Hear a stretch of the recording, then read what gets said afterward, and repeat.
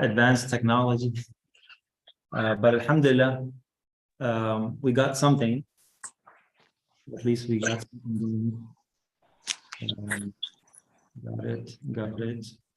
Okay, Bismillah ar-Rahman ar-Rahim. Alhamdulillah wa salatu wa salamu ala Rasulillah wa ala alihi wa sahbihi wa man wala. Alhamdulillah, we are blessed to be one of those that Allah subhanahu wa ta'ala has favored His mercy upon, that allowed us to make the intention to go for Umrah, to go and visit the house of Allah subhanahu wa ta'ala, and to visit the city of the Prophet sallallahu alaihi wasallam. So this is a great honor. Before we get started, inshallah, I'll be going over the Umrah step by step and a little touch base on the visit to Medina from a very mostly religious point of view, and not from a not a logistical workshop. So that the logistics already have been sent to you, which Darussalam did a few days ago, and that video was shared with everyone. So however, we're going to go over the religious aspect. And now, since mashallah most of us are in one group, going together, we have the same itinerary, so I will be explaining the way how we're going to do, or the way how our itinerary is for Umrah. For example, we are going to Mecca first, and then going to Medina. So I will explain according to that, inshallah. So first off, going for Umrah, the Prophet ﷺ said that al-umratu ila al-umrati kafaratan lima baynahuma, that one Umrah to another Umrah, in between, Allah subhanahu wa ta'ala forgives all the sins. So if you make a Umrah and after that you make another Umrah, Allah forgives your sins. If this is your first Umrah, then Allah forgives your previous sins. But Umrah and Hajj, for that matter, they have a higher, expectation than just, reward. Of course, Hajj is وَالْحَجِّ الْمَبْرُورُ لَيْسَ لَهُ جَزَاءٌ إِلَّا الْجَنَّةِ, that an accepted Hajj, the least that you will get is Jannah. But it is more than that. It's something that we do it out of love. So normally I call this journey of love. The journey of love to Allah subhanahu wa ta'ala. The journey of love to Allah's creation. The journey of love to what Allah has made it symbolic on this world, on this earth. And the love for the Prophet ﷺ that we go and visit. I usually give an example of a lot of us who know people, like I know people who like celebrities or, are in sports, certain players, they want to go. You know how much money they spend? They buy a ticket to go and see a game. It's sometimes in hundreds, right? And people go there and they will do anything and pay anything to get to see the player after the game and take a selfie, right? So it's that. So they want to be in close proximity and have a physical kind of touch to the one that they love and they look up to. So of course, Allah and His Messenger sallallahu alaihi wasallam both are the most important things in our lives. And Allah subhanahu wa ta'ala has no physical being. So Allah has placed many things in this world that we can show our love in a more physical sense. Going to the Kaaba is the house of Allah subhanahu wa ta'ala. And just looking at the Kaaba, the Prophet ﷺ said that there are many blessings descend on the people in the Maqaf, in that area. Most of it, a bulk of it goes to those who are making a tawaf of the Kaaba. And a portion of it is for those who are praying in Salah.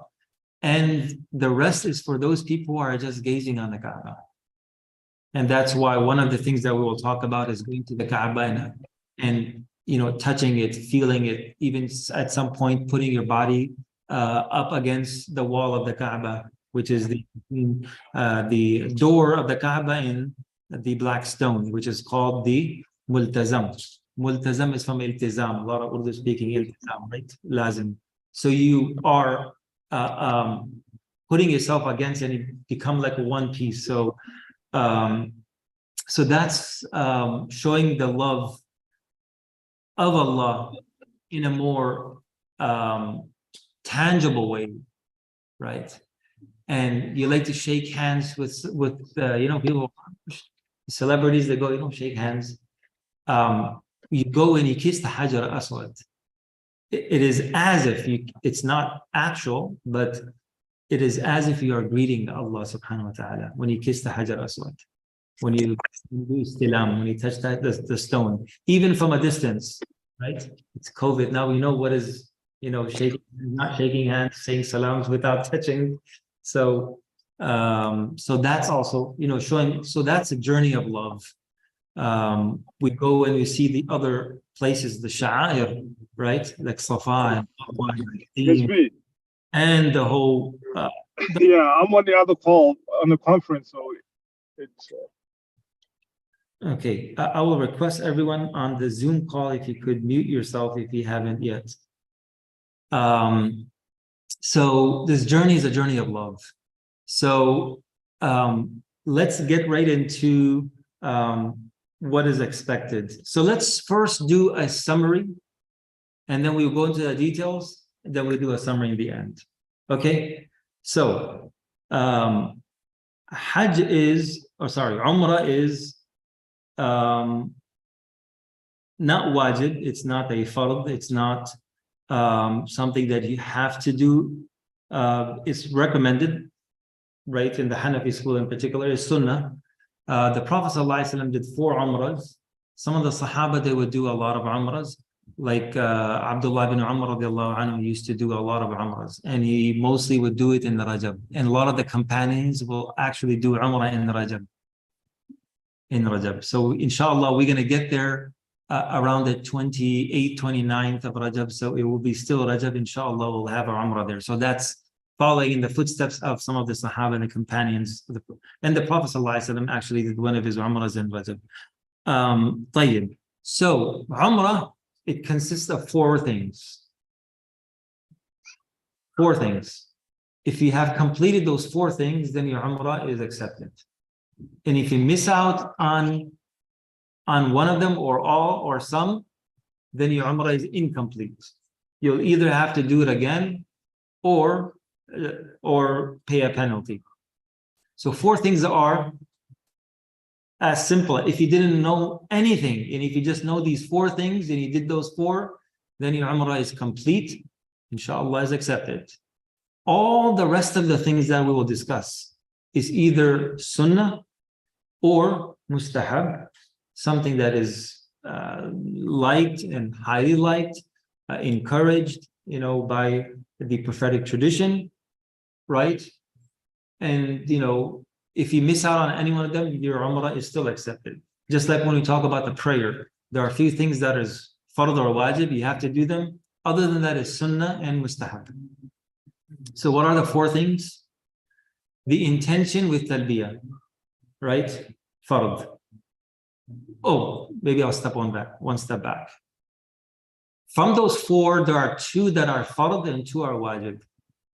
And that's why I said in the beginning that either it's going to be, you have to repeat the umrah and it's totally unacceptable, or you have to pay a penalty. So 2 is fard, 2 is wajib, right? If you look at the number 3, intention and talbiyah, meaning that you put the ihram on and you make the intention that you're doing umrah and you say labbaik Allahumma labbaik. That's the talbiyah. Okay, so intention can be done. We'll talk about that in a little bit. But intention and talbiyah, that's the first fard, and the second would be tawaf. 7 times around the Kaaba, or at least 4 times. That will be the fard. The rest is wajib, so that's another detail. But to do most of the tawaf, that's fard. If you completed this 2, now your hajj is somewhat complete, but it's still quite incomplete, because then you have sa'i, which is the 3rd wajib. Sa'i means going between Safa and Marwa. And the 4th would be trimming or shaving the head. So these 4 things. If you have done these 4 things, your Umrah is good to go.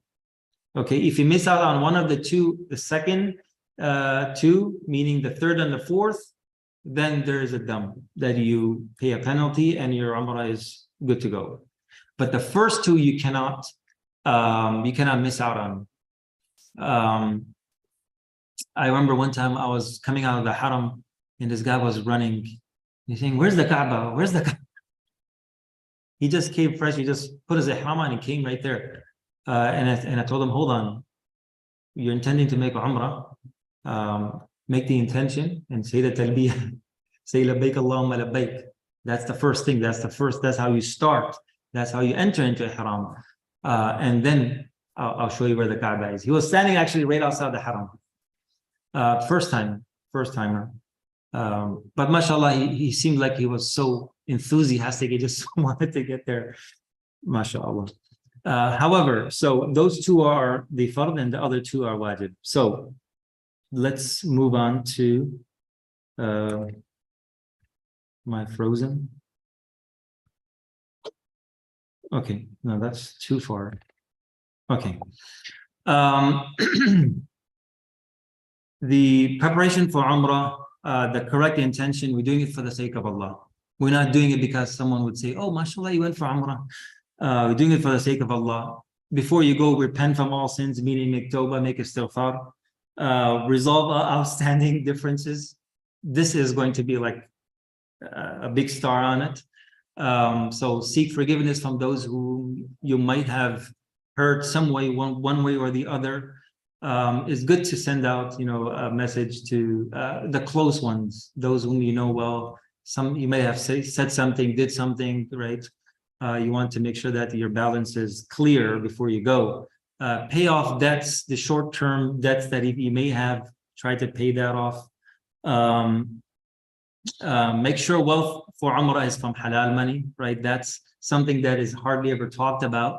Why? Because the Prophet ﷺ, he said that a lot of people come for Hajj and Umrah, they're in ihram and they are dusted and they're in a very desperate situation, and they ask and they call out to Allah and they ask for mercy. And the Prophet ﷺ said that their dua is still not accepted. Why? Because their food is from haram, their drink is from haram, and their clothing is from haram. So just putting it out there. Memorize some du'as. So some of the du'as that I always recommend is one of the easiest ones. And one of them is Rabbana Atina. All of us know that dua. Rabbana Atina fi dunya hasana wa fil akhirati hasana wa qina adhaban nar. Other du'as that you can take a booklet, you can take your phones, mashallah, now they have everything in there. So have them handy. And we will talk about that during tawaf. In places where it's going to be a distraction, especially if you're walking, then it's best not to have any handheld, device or book to read from, because you're going to be tripping on someone or hurting yourself or someone else. So whatever comes to your mind, inshallah, you make that dua. But in general, have something to use as your for your awrat for throughout the trip for on a daily basis, right? No. So things to pack, you already know that, mashallah, a lot of us are frequent travelers. So what are the things to do before Umrah? So let's take a step back. Inshallah, we are going to be traveling, most of us, from Boston, if not all. And we are stopping in Istanbul for a couple of hours. And then we fly from Istanbul to Jeddah. And once we reach to Jeddah, we're going to transfer on bus, whatever, go to Mecca and get ready for the Umrah. Now, from the travel from Istanbul to Jeddah, you fly over the miqat. And miqat maybe may come up in a little bit. Miqat is a boundary around Mecca. Some are very far, hundreds of miles. Like the one close to Medina, Abiyar Ali. That's one miqat. And one of the closest is in what is it called? No, Masjid Aisha is not the miqat. Masjid Aisha is the boundary of the haram. So there are two different things, the haram and then the miqat. Miqat is a little broader. Haram is very small. It's just around the city of Mecca, even lesser than the current city. Ji'irrana is one of the closest one. And then the second closest is Ta'if, right? And there's one that is close to Jeddah. And normally when you fly into Jeddah, you pass that miqat. So it means that you cannot pass the miqat. We're not talking about the haram, we're talking about miqat. You cannot pass the miqat without ihram if you're intending to go for Hajj or Umrah.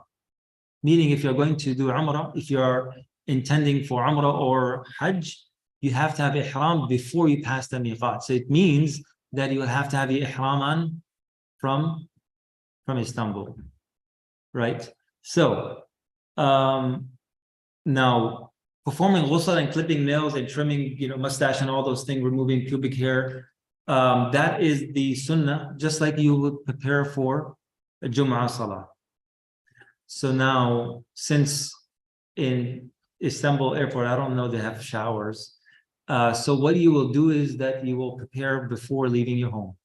So on Saturday, you will take the shower before you leave for the journey, before you leave your home. And you will make the intention that you are making ghusl for ihram. But you're not making the intention yet, and the talbiyah yet. Even the ihram, you will not put it on yet. Right now, you're just taking the ghusl. The first point that I'm making is performing the ghusl. For your ihram, you will do that. I'm suggesting, you don't have to. Suggestion. Again, there's only 4 necessary things. So this is one of the masnoon things, the sunnahs, is to perform ghusl. So you do that before leaving your home, right? You wear your regular clothes and everything, but you would do all the above before you leave your home. Performing ghusl, clipping your nails, any extra hair that you need to remove, you do that. The 2 rak'ahs and all of the rest, you will leave that for later. So when we get to Istanbul, over there, I would suggest, this is my suggestion, and that's how I would usually do, is the last entry point or exit point, whichever it is. From there, I would put on the ihram, meaning the clothes, the ihram cloth, the 2 pieces of cloth, I'll put them on. And until the plane takes off, I will not make the intention. I will make the intention once it's in the air. And normally they announce a half hour, an hour before the miqat passes.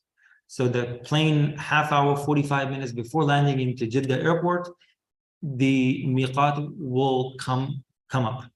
But the captain will always let you know a half hour, an hour earlier. So at that time, you can make the intention and make the talbiyah, say the talbiyah. Okay, so that's where you will leave everything. Now, 2 rak'ahs of nafil, that's recommended, that you pray anytime you want to start your ihram. You pray 2 rak'ah, you make the intention and talbiyah. Okay, so that you could do it in a plane, you could do it in Istanbul. They have nice musallas in the airport. You can pray those 2 rak'ahs over there. If you want to pray in a peaceful way, not sitting in a plane and everything is going on. So I would recommend to do the 2 rak'ahs before you get on the plane in Istanbul. After the salah, you make a dua, meaning that you do a regular dua, that, oh Allah, I usually mention these 2 things in every dua, any dua that you make throughout the trip. 2 things you should never forget to ask. One is that, oh Allah, I think some of my old folks would know it. Some of those who have been with me in Umrah last, for the any of the previous Umrahs, what are the 2 recommended du'as that you should make? Yeah. Oh Allah, make it easy for me. Whatever you're doing, I'm doing tawaf. Oh Allah, make it easy for me and accept from me.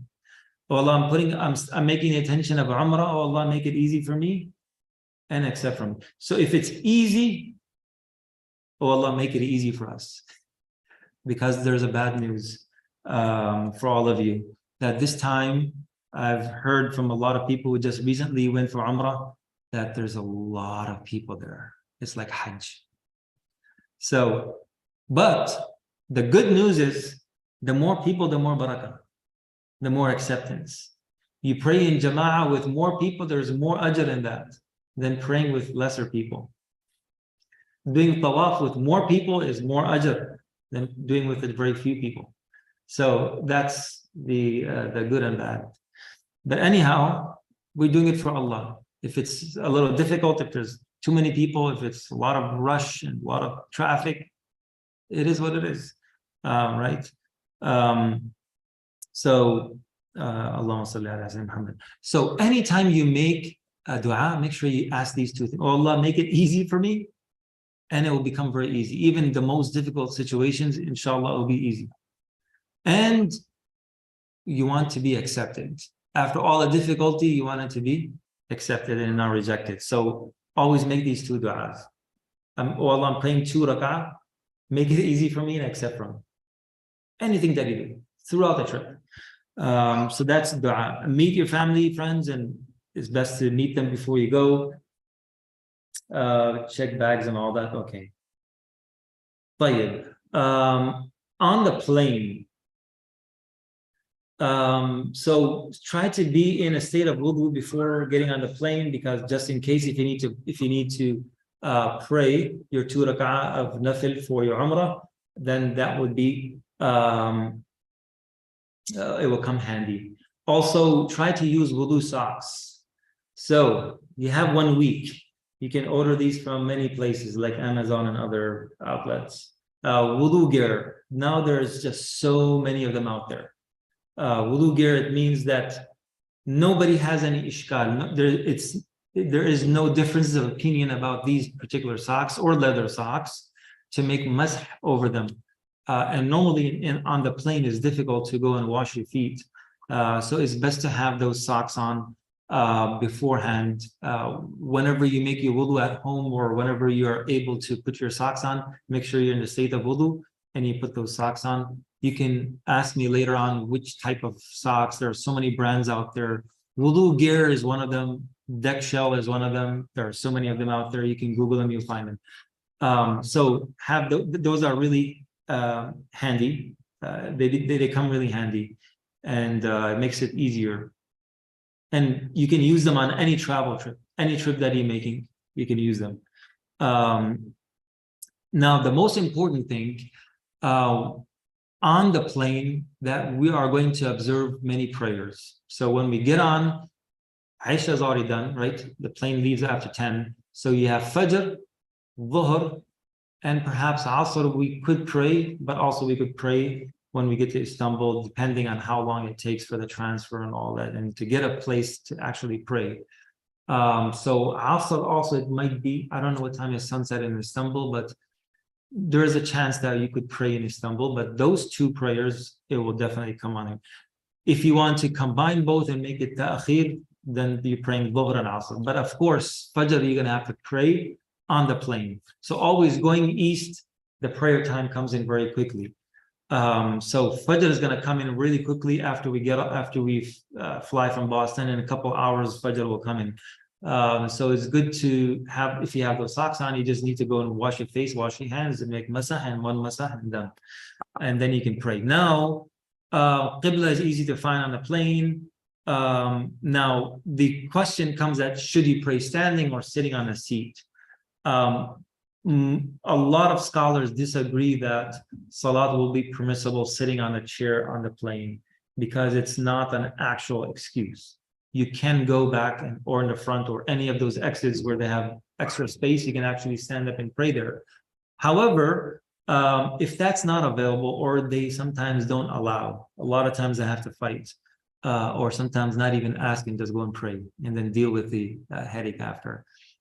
So whichever you are comfortable with, try your best to make sure that you stand up and pray. But if it's not possible, then you sit on your chair and pray. Now, there's 2 opinions about it. Should you repeat those prayers or should you not? Both opinions are valid, but I usually recommend people repeating the salah. But you should definitely pray if you're not able to, sitting on the seat. Okay. Okay. And now watching movies while you're going for Umrah, it might not be the best thing to do. Use your time reading a book, have a book handy, have some du'as handy. Yes.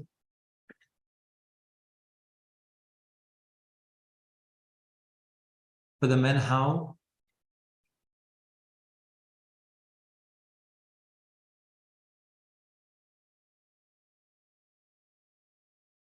Yeah, so that's coming. That's coming, inshallah. What type of shoes and what type of clothing, inshallah, we'll come to it just in a minute. So what is ihram? Ihram literally means to declare, right, something unlawful, haram, right? So ahrama is from haram, right? Haruma, haramim, right? Haram means haram, unlawful. So ihram is to make something unlawful that is already lawful. Something that is already halal, you make it haram. And one of those things are clothing. Regular clothing, anything that resembles regular clothing, that will be impermissible, meaning that is haram to wear. It's always halal. Only in ihram, you cannot wear. So let's say I have a brace over here, right? Does this resemble any type of clothing? Dr. Saab? Does this resemble any clothing? No. Regular clothing. I have a belt, and most Hajjaj wear a belt with all of their stuff in it, their documents and passport. Is that clothing?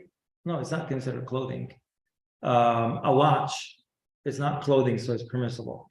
Bracelets, permissible. Jewelry, permissible. It's not haram. So what will be haram? Shirt, t-shirt, pants, pajamas, right? A hat, topi. Now, is this for men and women?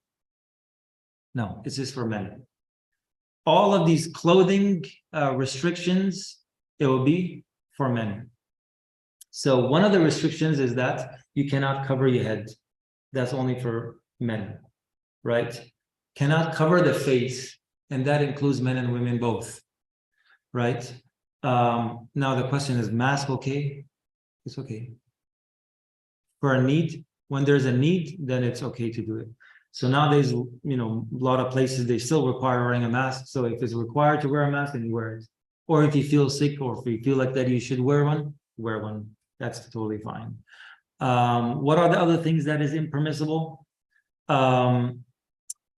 Wearing perfume, anything that has scent in it. So scented soap, scented shampoo, scented lotion, scented, and you can get all of those unscented.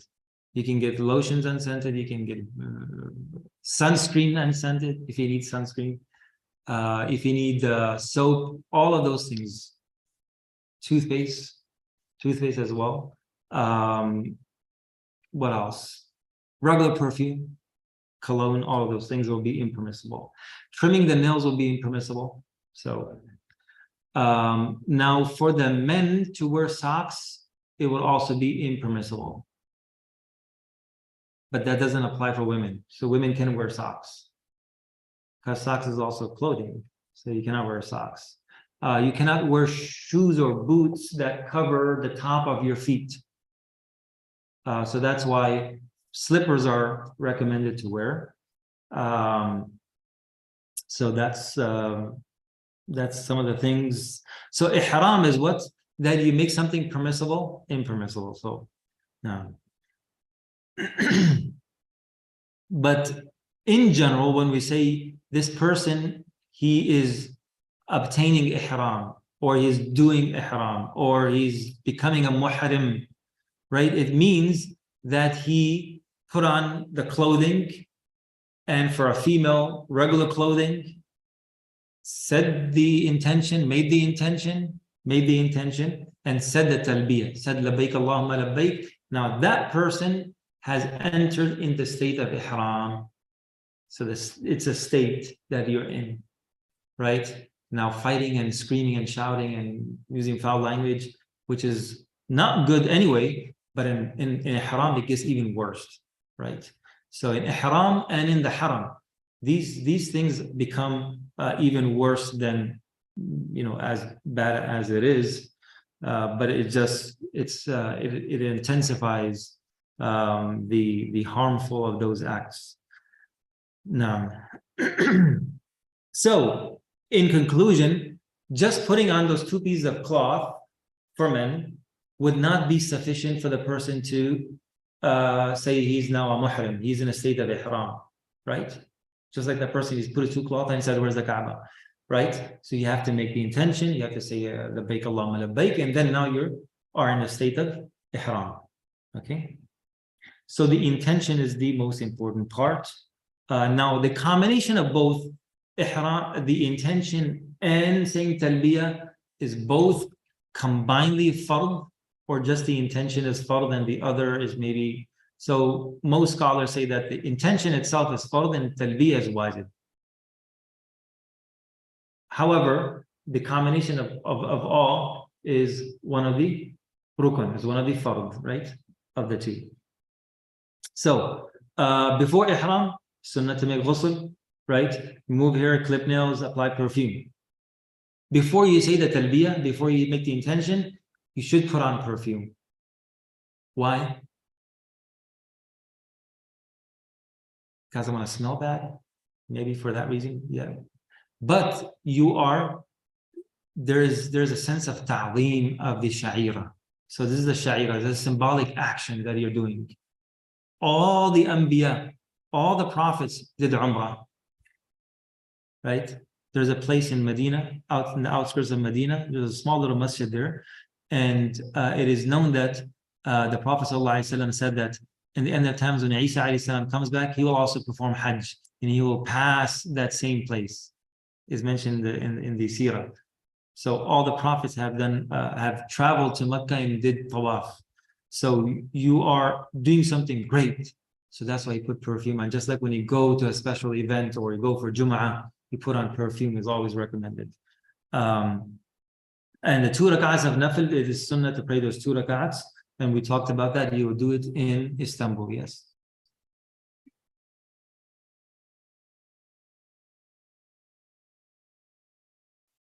Yes. So anything before making the intention and saying talbiyah, it's totally fine. It's actually recommended. So if your ihram already has itar on it, it already has perfume on it, totally fine. But after entering into ihram, then you don't put any extra on. And it's also recommended that you shouldn't be like smelling it during the ihram. It's fine, but you shouldn't purposely smell it. Because you want to abstain from using perfume. So it is sunnah to perform the 2 rak'ah of salah just before entering ihram. We talked about that. And the intention, we also extensively talked about that. When you make the intention, what do you say? Oh Allah, I am intending to perform Umrah, if you're doing it for yourself. And if you're intending on behalf of someone, you say, oh Allah, I'm intending to make Umrah on behalf of, and you take their name, and you say, oh Allah, accept from me and make it easy. Okay, what is the talbiyah? There's something that all of us should know, should memorize it if you haven't. لبيك اللهم لبيك لبيك لا شريك لك لبيك إن الحمد والنعمة والملك لك والملك لا شريك لك. So what is the fadila? What is the reward? That when a person says this talbiyah labbaik Allah and enters in the state of ihram, and every time he says it, said then verily every stone, tree, and even the ground around him recites the talbiyah. So it means that whenever you say labbaik Allahumma labbaik, the things around you are also making the talbiyah with you, although we don't hear it, but the Prophet ﷺ told us, so it's happening. And inshallah, these things and people and objects will be a witness on a day of judgment that we recited the talbiyah with him or with her. So the talbiyah is always recommended to do as much as possible. A lot of times people just do one time in the beginning and khalas, and after that, let's watch a movie, watch a magazine, let's check on this and talk about all kinds of things until we get to Makkah. No, once you enter the state of ihram, the best dhikr after the fara'id, after they're reciting the Quran, of course, any of the adhkar, the best dhikr is saying labbaik Allahumma labbaik, because that's the only time that you say the talbiyah and you actually mean it, right? So take that opportunity. And during this trip, there are a few things that it is very special for that occasion. So you try to do as much as possible. For example, the talbiyah. The second, tawaf. We'll talk about the Umrah tawaf. But while you're in Mecca, the best thing to do in Mecca after the fard salah is doing tawaf. Doing tawaf. If you can do one every day, do two every day, do three every day. I know it's a little difficult. Now you have to go all around the building. It takes about an hour, 20 minutes average. So mashallah, before in 1 hour, 20 minutes, you could have done 2 tawaf, but now you're going to be doing 1 tawaf, but inshallah, you get the reward of 2. And at least you get the reward of 10. Right? Al-hasanatu bi'ashri amthaliha, 10 times. And then multiply that. Any act that is done in the haram, you get the reward of 100,000. So every step counts, right? Not just your watch is counting your steps, but the angels also counting each step. So men would do the talbiyah out loud, and the women would do quietly. So the state of ihram begins with intention and talbiyah. I'm repeating these things again and again, just so it becomes very clear. So in summary again, so bath before ihram, that's sunnah. Then you do ihram, which means after putting on your clothing, you do the intention and talbiyah. And then the 2 rak'ah nafil. The 2 rak'ah nafil. Intention is wajib, talbiyah is wajib. So the combination of both is what? Fard is one of the important parts of Umrah. A little slow. Okay, there you go. No smoking. Okay. Sins are emphasizedly forbidden, so we should make sure that we don't do anything that displeases Allah subhanahu wa ta'ala in this trip in particular. So there's a whole list of things. Some are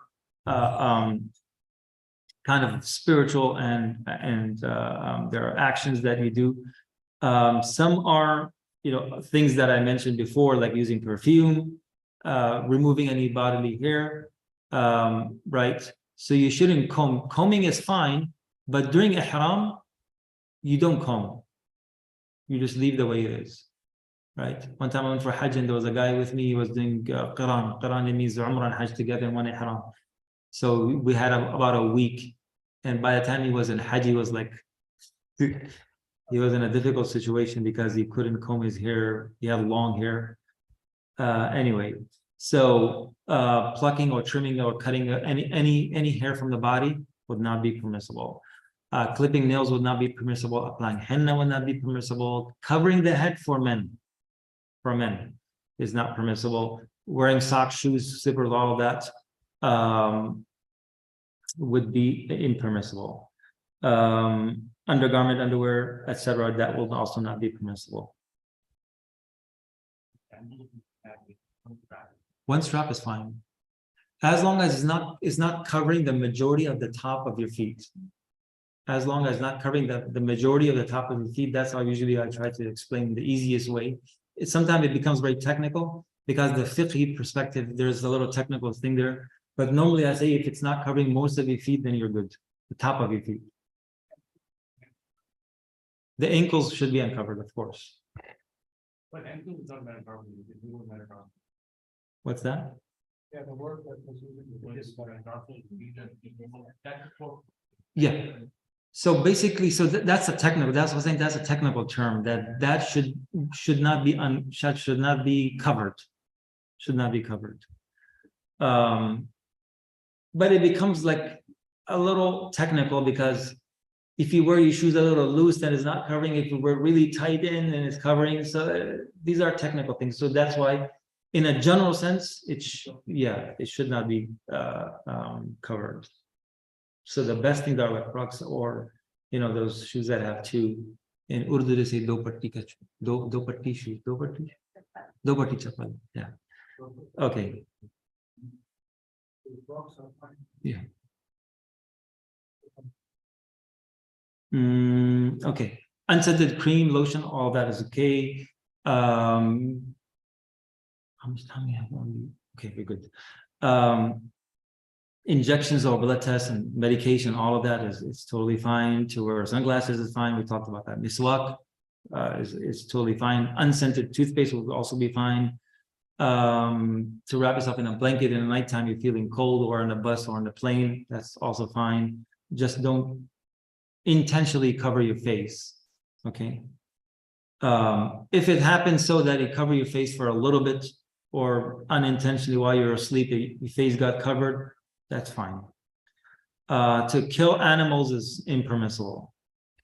No, that's a whole different subject. Okay. No?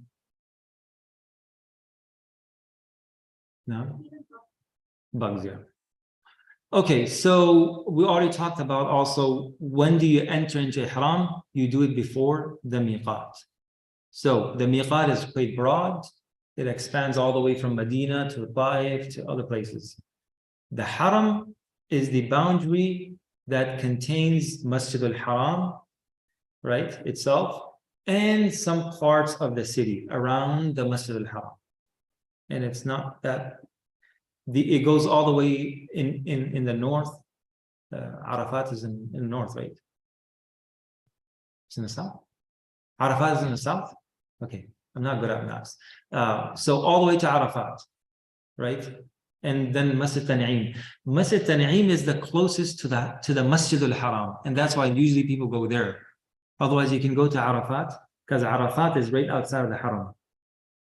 Muzdalifah and Mina is inside the Haram.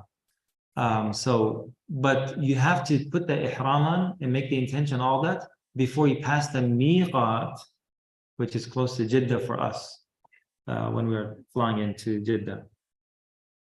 Okay. Okay, we already did that. The traveling directly to Medina will not enter into ihram. That doesn't apply to us. Okay. Okay, there you go. So Dhul Hulayfa and right, the Yambur beach, right? Where is that? Okay, Jeddah. So you'll see that Yalamlam all the way to the bottom, where it says Yalamlam, that's the miqat mostly will be passing, because Jeddah is right there on the coast. So that's all the miqats. So if you see Makkah is very, that haram area, it's in that circle, it's quite smaller. All right, performing Umrah. The city of Mecca should be entered with a lot of humility, humbleness, and full of consciousness that you are entering into the Holy Land. It's one of the most holiest places on the face of this earth, in particular the Kaaba and all of those places, because it's the house of Allah. It's the first house that God created. And it's not a place to go and have fun and have a vacation. It's time for us to connect with Allah subhanahu wa ta'ala. So the talbiyah will continue all the way. A lot of times people think that only talbiyah is in the beginning, or some people think that talbiyah you do throughout the trip. Both are wrong. Talbiyah starts from the time you enter into ihram all the way until the first glance on the Kaaba. So once you see the Kaaba, that's where your talbiyah ends. Saying labbaik Allah will end over there. So it's a very short period of time. So that's why, as I mentioned, that you have to try to practice reading it as much as you can. So reciting the talbiyah while you're going there. Masjid al-Haram, when we enter with the intention, with saying Bismillah wa ala millat Rasulillah, Allah maftah li baba rahmatik. Now the doors are not like a boundary, like here you enter and you right foot. Normally that's the sunnah way, but over there it's going to be hard to figure out which is the entrance, because the doors bigger than this hall, right? So, but anyway, you intend that, inshallah, this is you're entering into the masjid. So when we get into the Masjid Haram, now the masjid is so huge and massive. Normally we enter from somewhere between Bab Fahad and Bab Abdul Aziz, right? Somewhere in between one of those two. Sometimes even go farther. So depending on from where we enter, we'll enter and we'll go all the way down because the mataf, it's down. You have to go down a few stairs. They have those, what do you call it? Elevators and, you know, what do you call it? No? Yeah, escalators. So you go down, and normally I try to find a place. I try to go as far as I can, so I'm out of the way of the people, because a lot of people are going and coming, and you don't want to be standing in the middle.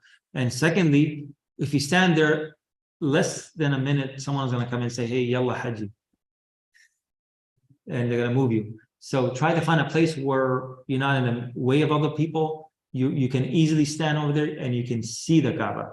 So that's a very special moment. And whenever you see the Kaaba for the first time, any dua that you make is accepted. And that's something very special. So forget about, you know, everything else and just focus on what du'as that you want to make. And you don't have to take too long. You're not going to stay there for, you know, for 20 minutes or half hour.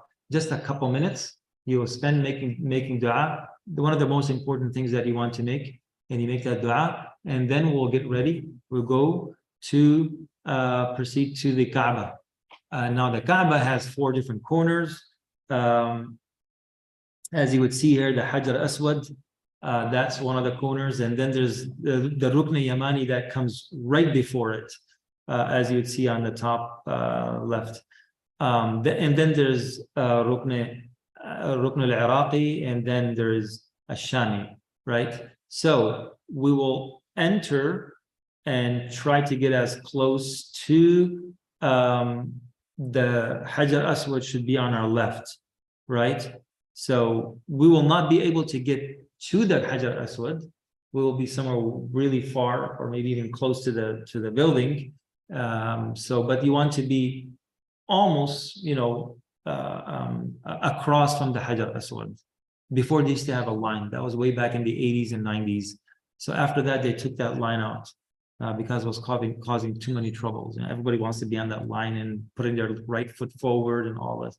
So they took that out. Now they have a light in the back, a green light. So that tells you that's exactly on the opposite of the Hajar Aswad. So you kind of make sure that the Hajar Aswad is on your left and the green light is on your right. So anytime when you do tawaf, this will be the procedure. You will do basically 3 to 4 things. 3 to 4, I say that because 3 and 4 would be, you know, mixing.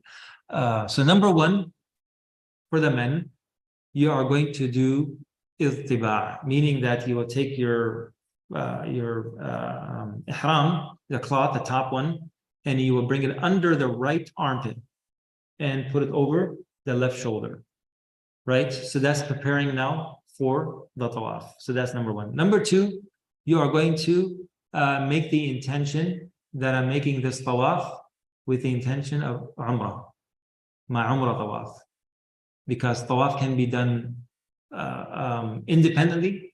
You can I'm making tawaf, just tawaf, right? That's nafli tawaf. But this is a fard, the rukn of Umrah. I'm making a tawaf for Umrah. Oh Allah, accept from me, make it easy for me, right? So that's your intention. And the third, you will say, Bismillah wallahu akbar. Just like you start salah. Bismillah wallahu akbar. So that's 3. And then it's at 3 or 4. The 4th is actually part of the beginning of tawaf, meaning that you will do istilam, as if you are kissing the Hajar Aswad. Okay? So none of them are fard.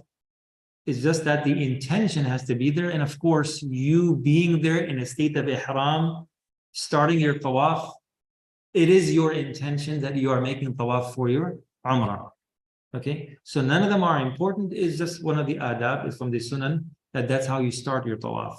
So iltiba', and that will not apply if you're doing regular tawaf, because you're not in ihram. Here you're in ihram, so you do the iltiba', right? And the second, make the intention. The third, you say Allahu Akbar, Bismillah, Allahu Akbar, wa lillahi alhamd.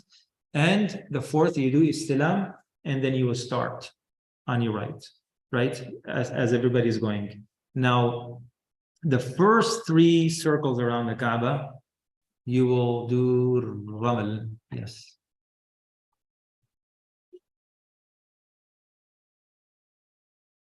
Yeah, so it's difficult to say, am I exactly in front of the Hajar Aswad? Am I a little bit left, a little bit right? Now it's very hard. Those differences that normally we would tell people when you have that line, you're standing on the left side of the line, you make those intentions, you make the and then you come to the line and then you say Allahu Akbar and you make istilam and then you go. Right now it's hard to be exact. So that's why I tell people do all at once.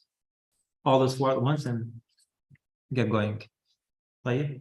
Once you start your tawaf, then eating, drinking, talking, all those things become impermissible. Unless if you really need to take a break, you're feeling thirsty. For whatever reason you want to take a break, it's totally fine. You can stop. If you're with a group, you can excuse yourself or you don't have to say anything. You just exit and take a break, drink Zamzam, whatever you need to, and then you come back and start your tawaf where you left off. It's totally fine. But during the tawaf, you shouldn't be drinking or eating or talking. What you should be doing? Any dhikr, any dua. Now again, there are only 4 things that are necessary in Umrah. So doing any dua, it will also be either sunnah or mustahab. Okay. One of the dua that is recommended that I mentioned, I asked everybody in the beginning, رَبَّنَا أَتِنَا فِي الدُّنْيَا حَسَنَةً. That's normally recommended when you get to the 3rd corner, which is Rukn Yamani before Hajar Aswad. Between those 2, you say this dua, رَبَّنَا أَتِنَا فِي الدُّنْيا حَسَنَةً وَفِي الْآخِرَةِ حَسَنَةً وَقِنَا عَذَابَ النَّارِ. Now, a lot of imams, leaders, groups that they come, you have one person leading everybody in dua. That's fine. That's fine. I usually don't recommend that because everybody has their own du'as to ask. Everybody has their own reading, Quran reading, whatever reading. Then you're just kind of saying it just because I'm following the group, which is also good. It's also good. I'm not saying that's wrong or something bad about it. It's all good. My preferred way is that you do your own. Everybody does their own individual dua. We can stay as a group just because we want to stay throughout and make sure that we have done it right. But if anybody wants to do their Umrah on their own, feel free to do that. So now the first 3 times that we go around the Kaaba, the men are going to walk a little more aggressively than normal walk, right? And that is easy. I can show you when we get there, inshallah. It's very easy. And you don't have to. If you don't want to, you don't have to. It's just recommended. It's mustahab. The Prophet ﷺ told the Sahaba, and that became a continued sunnah that all the Muslims would practice it. So the first 3. After the 3, you walk normal. Now, every time you pass by the Hajar Aswad, there is going to be a istilam. Istilam, it means saying salams to Hajar Aswad as you're greeting God. So every time you pass by, you will, because the Hajar Aswad is going to be on your left, so you pass by, you just put your hands towards it as if you are touching it, and you put your hands, Bismillah wallahu Akbar. And that's good enough. You don't have to say Bismillah wallahu Akbar, but it's recommended to say that. Okay. Here's the iltiba that I mentioned, right?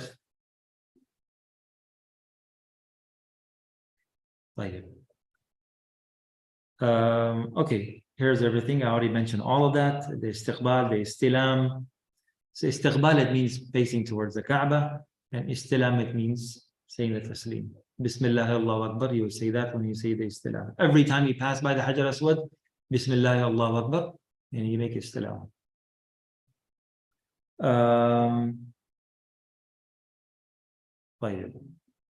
No.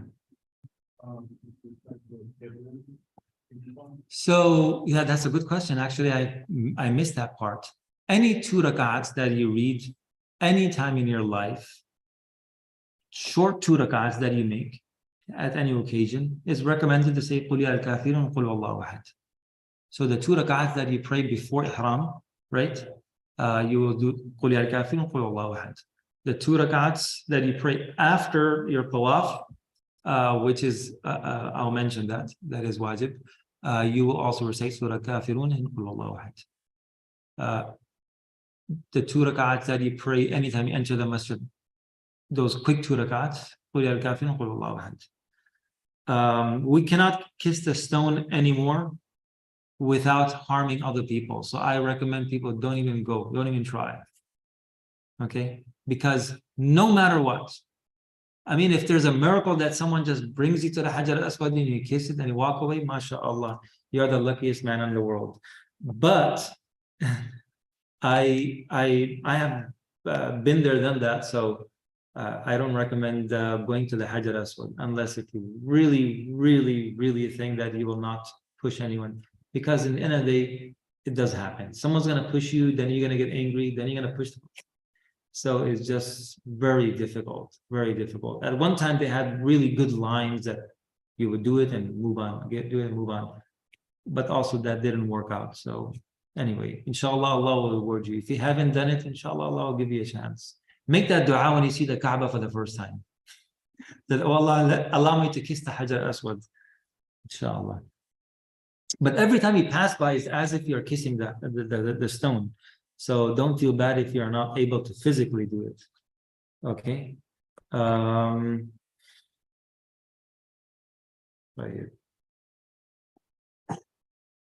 All that, we already talked about that. Okay, so Istilam is actually 9 times in general throughout your Umrah. Istilam, again, what is it?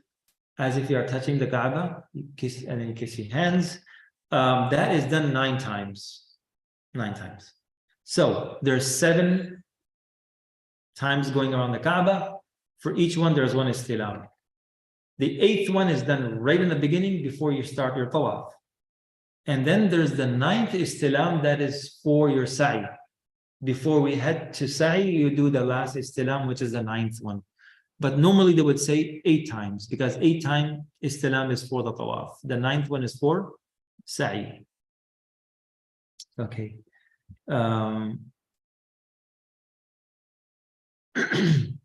So as you would see in the picture, the Hatim is also called the Hijr.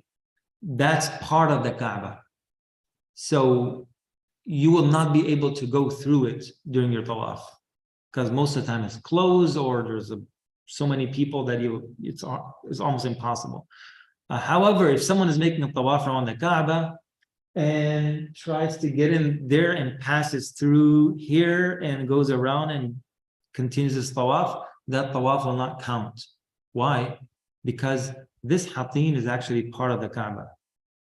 And this is one of the mercy of Allah that it is kept that way, that you are able to go inside the Kaaba and pray. Otherwise, if that was also part of the building, then nobody would be entered unless if you have good ties with the authorities there, or if you are a special person. So you always are going to go around that. You don't have to worry. You won't be able to enter that place. So Tawaf has to be done around the Hijr. One can recite Quran, do dhikr, make dua, all of that. One should avoid talking. One should not read loud. This is should not meaning better. It's better if you don't. Is disliked to eat. However, it doesn't break your Tawaf if you ate something. Drink Zamzam, we already talked about that. Tawaf, we're going to Tawaf. So now, just for the Tawaf, in a nutshell, what are the things that is important? Number 1, you have to be in a state of wudu. You cannot make Tawaf without wudu. Number 2, you have to complete most of the Tawaf, meaning 4 times around the Kaaba or more. If it's less, if it's only 3, then that Tawaf will not count. Number 3, after the Tawaf, you have to pray 2 rak'ah. Now, this and we said there's only 4 things for Umrah, right? The 2 rakat is not part of the Umrah per se.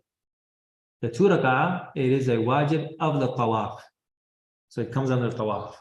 So it means that anytime you do a tawaf, like after Umrah, you're going to be doing multiple tawafs. So every time you make a tawaf, 7 times around the Kaaba, you have to pray 2 rak'ahs. Those 2 rak'ahs are wajib. Now, those 2 rak'ahs, also you should try to make sure that you're not praying in a makruh time, a disliked time, like sunrise time, sunset time before Maghrib. These, according to all the madhahib, it is disliked to pray. So if it's just before sunset, shouldn't pray those 2 rak'ahs. Wait for until after the adhan of Maghrib. Normally they give you a few minutes, you can pray at that time.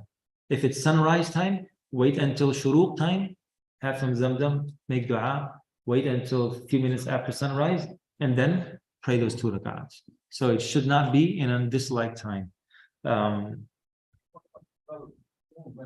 Noon, it's just a few minutes. So that's why, it really doesn't matter, but you shouldn't be praying at that time. Like if the Dhuhr enters right now at 12 something, so you shouldn't be praying at 12. Before and after is fine.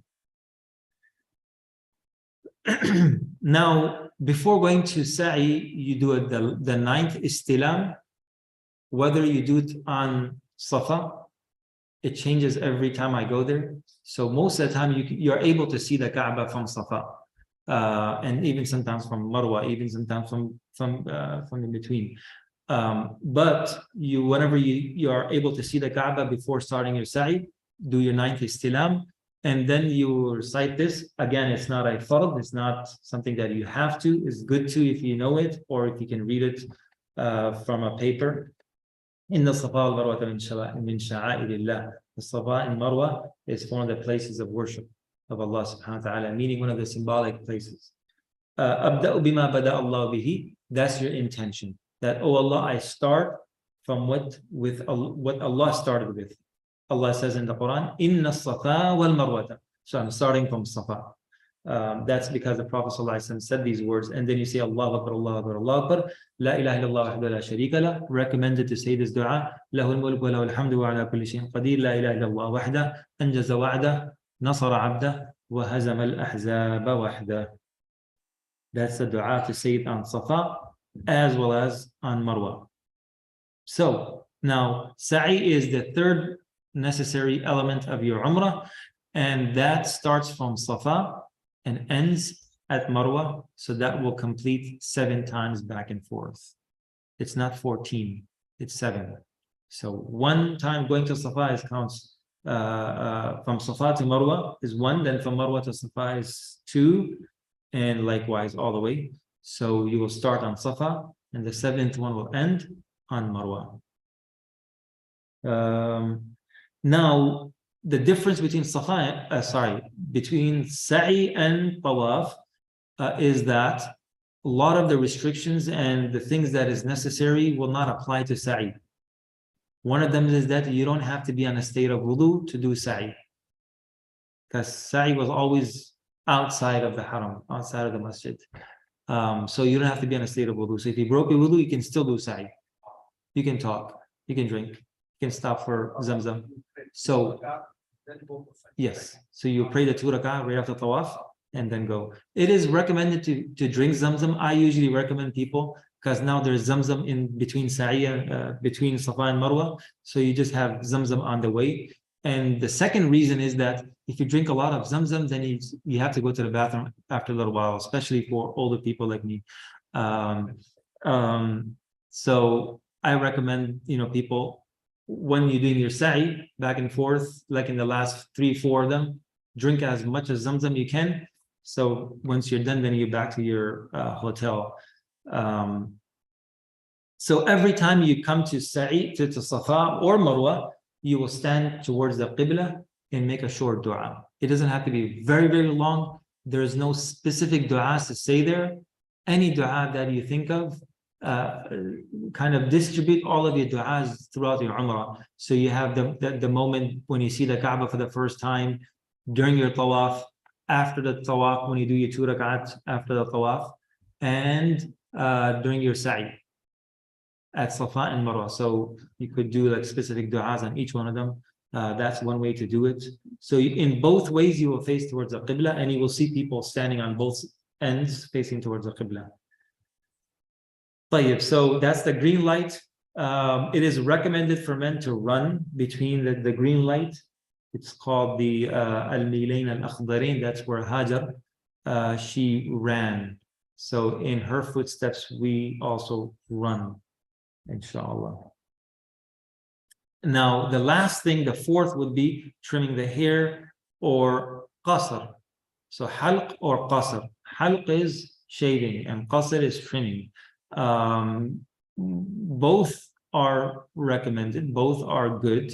It's just that halq, shaving, is better. It's better, it's more rewarding.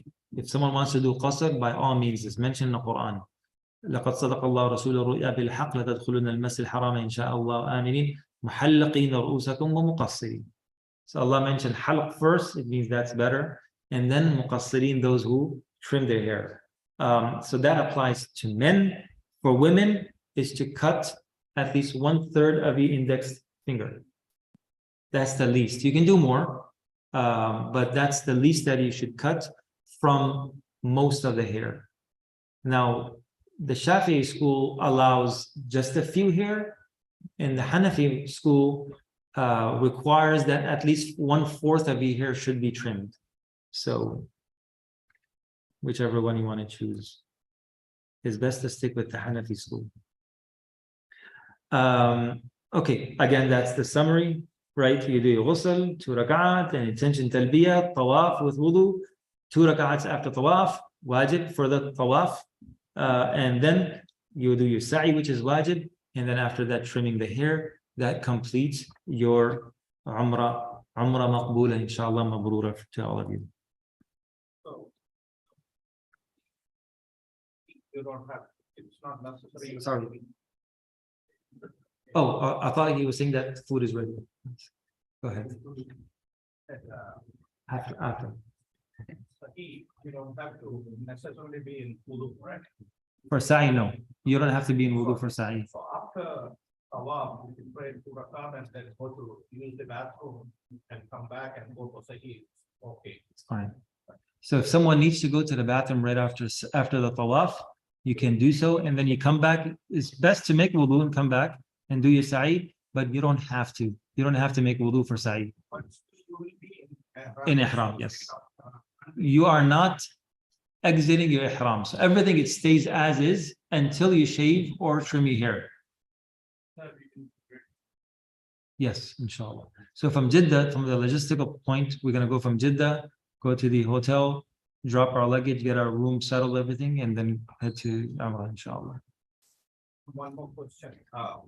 Just One more question. can I take the Abdul Raqib? Go ahead. What if you don't have? Then the wajib is to run the razor over your head. That will suffice. The question is that if someone does not have hair, or someone has already shaved their head, they just did Umrah yesterday, now they'll have no hair. The wajib will be complete if you just use the blade over the hair. That will be sufficient. How many people you have in your group? How many? That's a logistical question. Yeah, group. I don't know. As of right now, I think it's like 43 or something. Is there going to be any flags too? Flag? No. We don't need. They don't allow any flags or any type of signs in the haram. But on trips, like when we go for the mazarat and those things, we're gonna have those flags. They will have flags. Yes. Any other questions before I come back to you? I know. Just to give the opportunity to everyone. Also, for those who are online, if you have any questions, you can send them, post them here, inshallah. Where is the message in? Any questions? Okay, then go ahead. In the state of you cannot use any perfume or smell any Same. Not the smelling, putting on perfume. Oh, you can. You can smell, it's fine. But it's disliked to intentionally smell, like you're walking by a perfume shop and you stand there, smells so good. Yeah, So that the cloth on the the غلاف الكعبة, the kiswa. that was a lot of. That's a very good point. You get that one. Yeah. That's a very good point. While you're in ihram, so perfume is one of the most critical part of ihram because it's very difficult. A lot of times it's not visible, not tangible.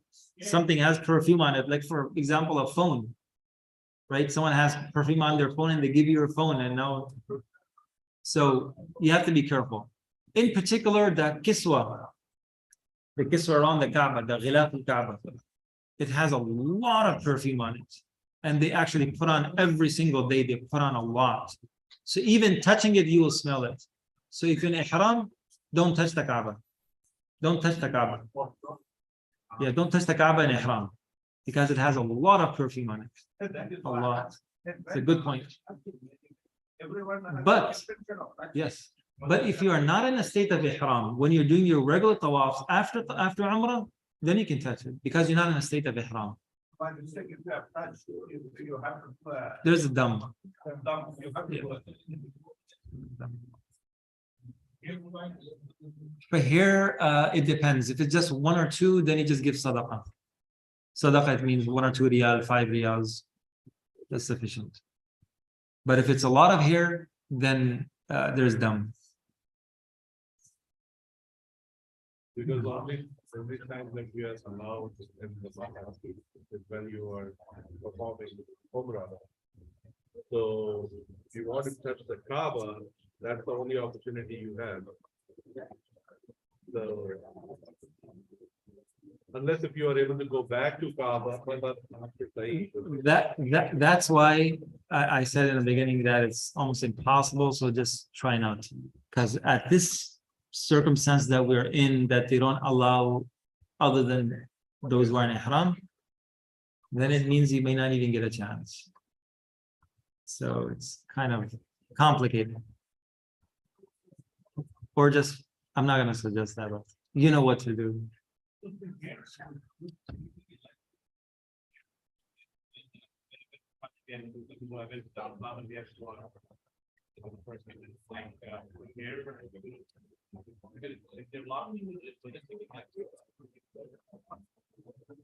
I'm sorry, there's too much noise.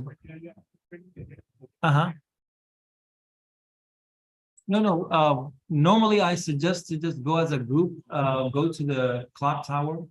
In the basement, they have all those shops. That's the easiest way. You just head straight from Bab Abdulaziz, and it's straight up there. It's very easy. And actually, they will approach you. Then you can bargain if there's a group. You can bargain a group rate. But here's one thing I would always suggest: in Mecca and Medina, try not to bargain. Give them whatever they're asking. You know, mashallah, we spend so much. We go to a high-end hotel. We give them, a big, huge tip, right? And these people are working, that's their livelihood, giving them a little more, that's even better. But try to not, bargain too much. I think we'll have to end over here. Barakallahu feekum. If there's any questions, inshallah, I have Sister Salma, my wife Salma. She's also going with us, inshallah. So she's a scholar and she can answer any questions specifically for women, inshallah. So this is a blessing that we have. Barakallahu feekum. I will be with you the whole entire trip. So any questions during the trip, inshallah, I'll be happy to answer. There's pizza there. There's pizza. Sorry, folks who are online. Inshallah, see you guys in Boston. There's one question. Or on the trip. There's more questions. Okay. Okay. Sorry, I couldn't even see them. There's a few questions. There's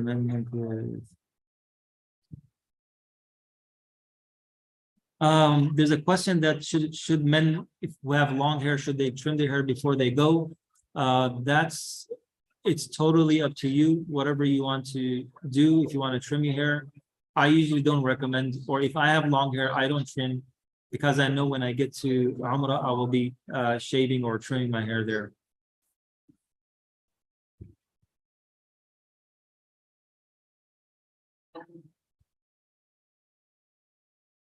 Uh,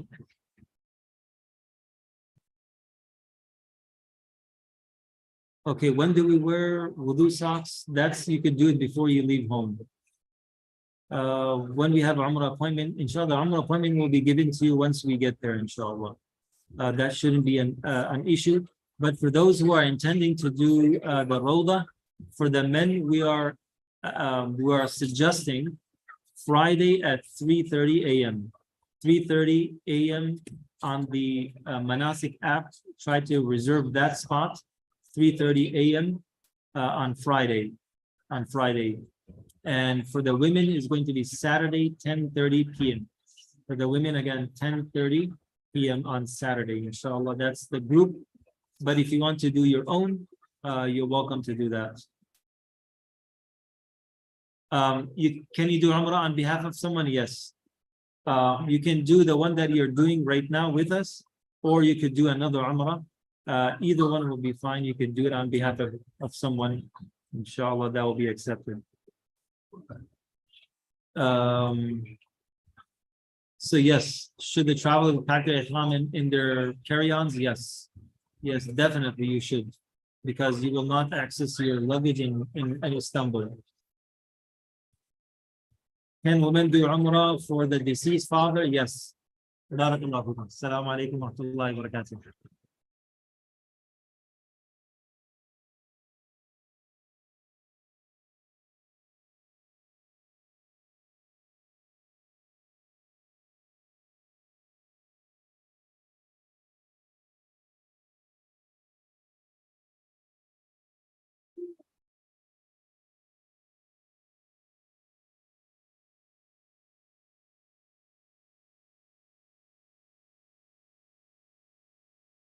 Yes. Next slot to the Umrah registration.